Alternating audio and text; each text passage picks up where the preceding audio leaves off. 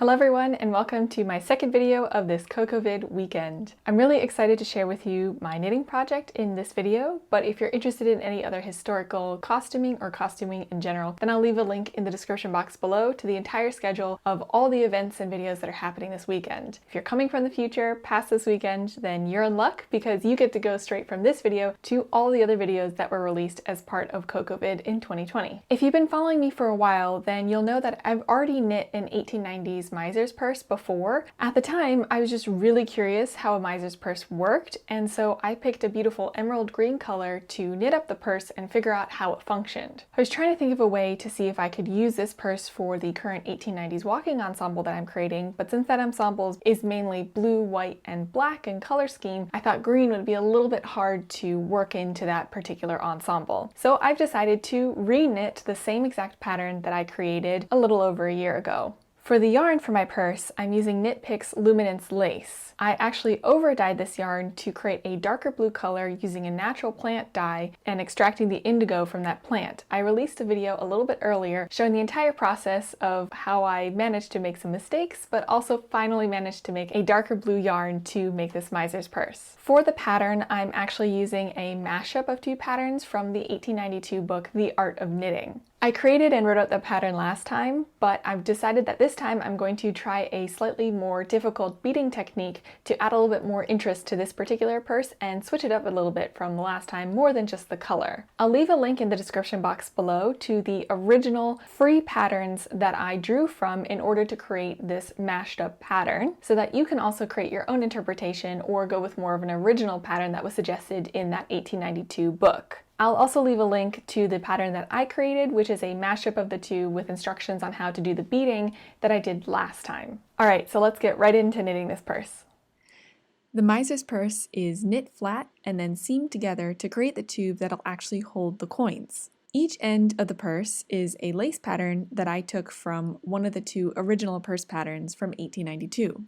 I'm using a US size quadruple zero needle or 1.25mm needle to knit this purse, and I believe this is much smaller than the first time I knit it, and I like how this particular fabric feels much better than the first time, so I will be updating my pattern recommendations to use a smaller needle size. From this point onwards, it's a bunch of knitting in order to create the lace pattern, a plain stockinette section, and the lace pattern again at the other end of the purse. So let's do some knitting.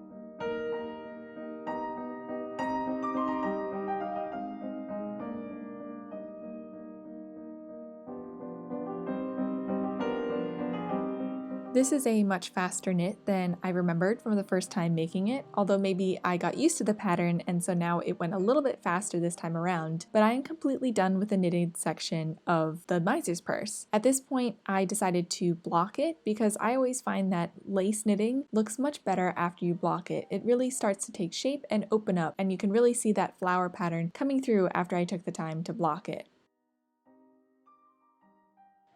While blocking my yarn, I wet it thoroughly and then pin it open and wait overnight for it to dry. The next morning I take out the pins and it is now ready to be seamed together. I fold it in half with the right sides facing each other, and I sew one end together such that it is square or flat at the bottom. Each end of the purse will be a different shape. This side will be square and the other side will be rounded, so that at a quick glance or with a quick feel you can tell which end of the purse that you're holding. So maybe you're holding different value coins on each end and can more easily grab whichever coins you're looking to take. In order to create the rounded end on the other side of the miser's purse, I'm pulling gathering stitches through just one layer of the fabric. These are then pulled taut to gather the end together and to create that rounded effect on the other end versus the squared straight effect on the first end that I had sewn together.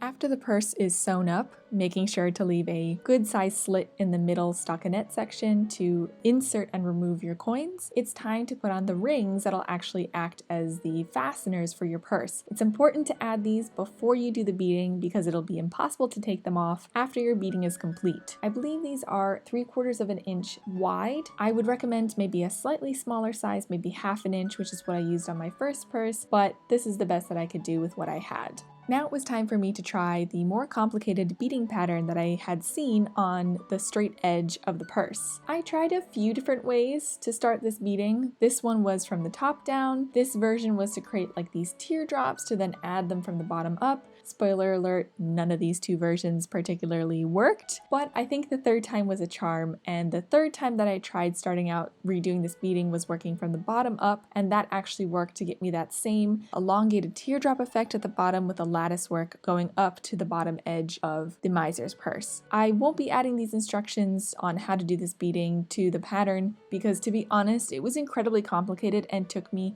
absolute hours of time to finish, so I'd highly recommend the first version of the beading that I've written out in the pattern. It is much quicker, and also maybe invest in a beading needle because I didn't, and I highly regret it because it took a lot longer to do just by hand.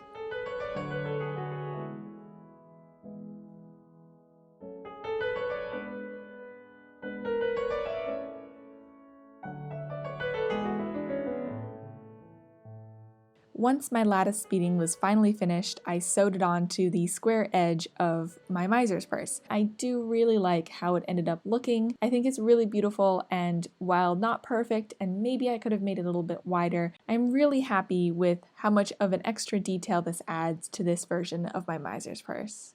In case you were wondering, I wanted to give you a little bit of a demonstration of how the miser's purse actually works. So this is the closed position. In order to put the coins in the left side of the purse, you'll move the one ring from the left to the right side, opening the access from the middle slit to that end of the purse. I'm putting all of my silver coins on the left end.